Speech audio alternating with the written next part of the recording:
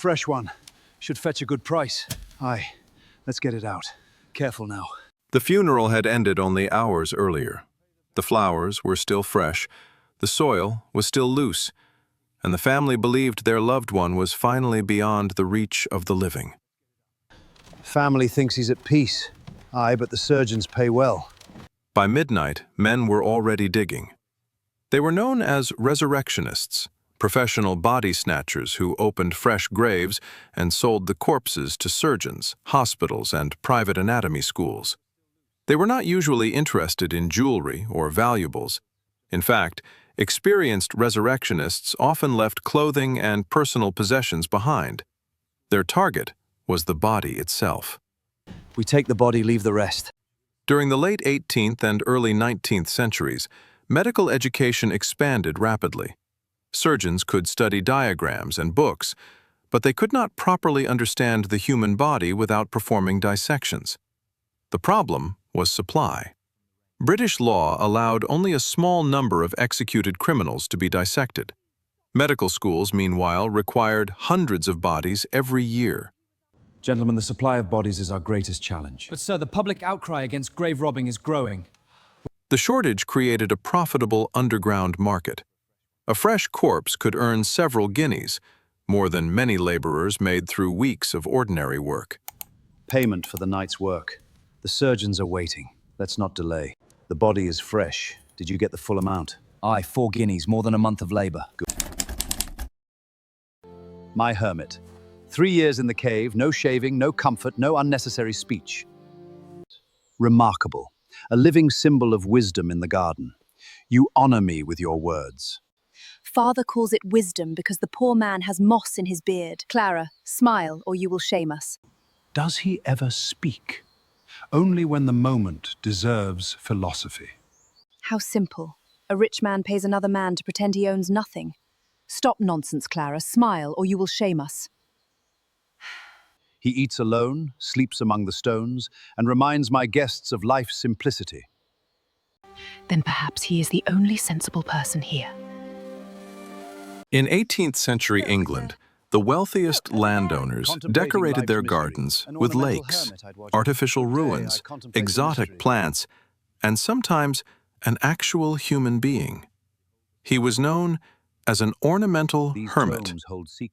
The hermit lived inside a purpose-built cave, hut, or ruined-looking shelter hidden somewhere on the estate.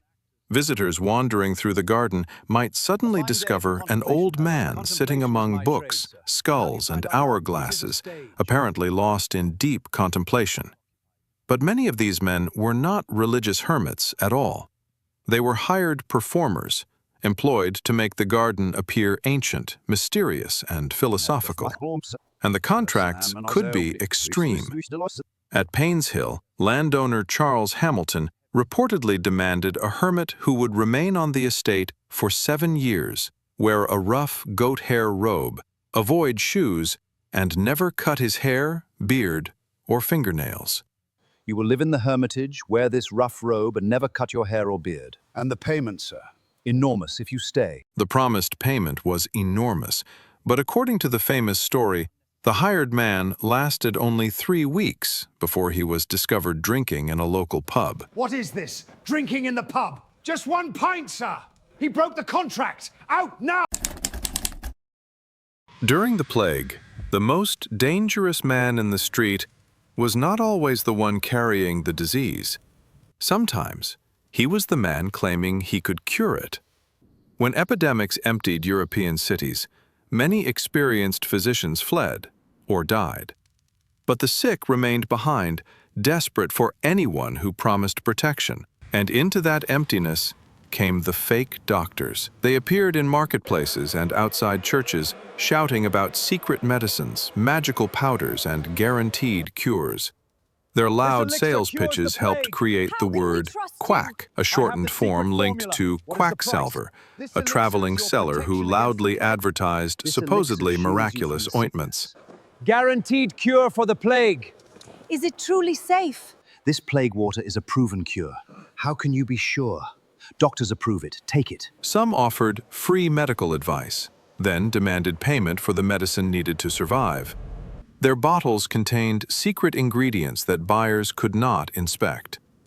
The plague spreads. This will save you. One plague remedy used hellebore, a poisonous plant intended to make patients sweat violently. Another contained garlic, vinegar, herbs, and even the flesh of a viper. This viper drives out the plague. Viper, that is poison. One poison drives out another. People were told that one poison could drive out another. Others prescribed tobacco smoke, burning sulfur, bloodletting, or astrological calculations. This tobacco smoke will draw out the poison. Will it ease my pain? The more frightened the victim became, the more convincing the salesman appeared. This fumigation is your remedy against the plague. And fake medicine reached far beyond the poor. A French charlatan named James Angier reportedly persuaded the Privy Council of King Charles II that he could disinfect plague houses by burning brimstone inside them. My lord, my lady, I can disinfect plague houses. How, sir? This seems dangerous. By burning brimstone, my lord, the king approved. The astrologer, William Lilly, earned money advising wealthy clients when they should take medicine, or when the stars declared it was safe to be bled. The stars favor this hour for the bleeding. But here is the disturbing part. Not every useless plague doctor was deliberately lying. Some official plague doctors were young, inexperienced, or recruited because qualified physicians refused the work. They entered infected homes armed with medical theories that were completely wrong. Will this cure him? It will ease his suffering. You must pay for our services. The famous beaked mask became the symbol of plague medicine, but the real disguise was much simpler. A confident voice, a bottle of colored liquid, and the word doctor. You clean the king in his most private hour, and yet half the court fears you?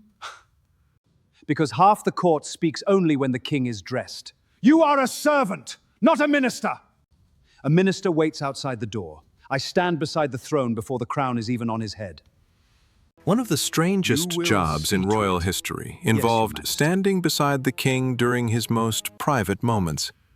From the 1500s to the 1700s, monarchs such as Henry VIII appointed trusted courtiers as the Groom of the Stool.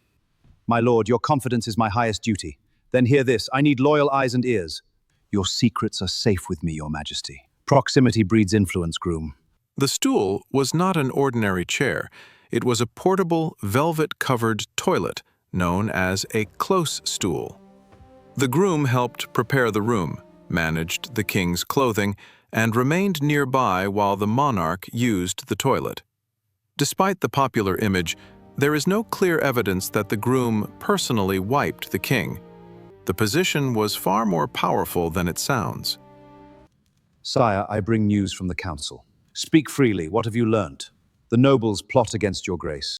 Because the groom spent private time with the monarch, he could hear personal conversations, learn royal secrets, and gain direct access to the king.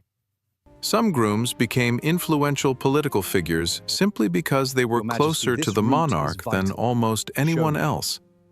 Female monarchs usually did not appoint a groom of the stool, and Queen Victoria never had one. Her son, the future Edward VII, had one while he was Prince of Wales, but when he became king, the ancient position was finally abolished. A job connected to the royal toilet had quietly become one of the most trusted positions in the kingdom. I will not study this. Then I will be punished. Why must it be you who suffers? Your rank demands it, my prince. I did not mean for this. In royal courts, even punishment had rank. A prince could misbehave, ignore his tutor, mock his lessons, or refuse to study. But striking the future king was dangerous. He was not just a child. He was royal blood, raised to believe that one day everyone in the room would bow to him. Your Highness was warned twice. The work remains unfinished. Then complain to my father. You still cannot touch me. So, another boy was placed beside him. I have no patience for these lessons. We must study, Your Highness. He studied with the prince. He lived near him. He became his companion. But when the prince failed, this boy received the beating. You must attend to your studies, Your Highness. I know my duty, tutor. I will bear the consequences. He was called the whipping boy. The idea was cruel, but clever. The prince was expected to feel guilt as he watched his friend suffer for his own mistake. Have you come to ask whether your lesson worked? I came because I do not know what to say. The punishment did not touch the royal body, but it was supposed to touch the royal conscience. And that made the whipping boy's position strangely complicated. He was lower than the prince, yet closer to him than most nobles. He heard private words, shared lessons, watched moods change, and sometimes grew up beside the future ruler. In a court where access was power, even a punished boy could become important.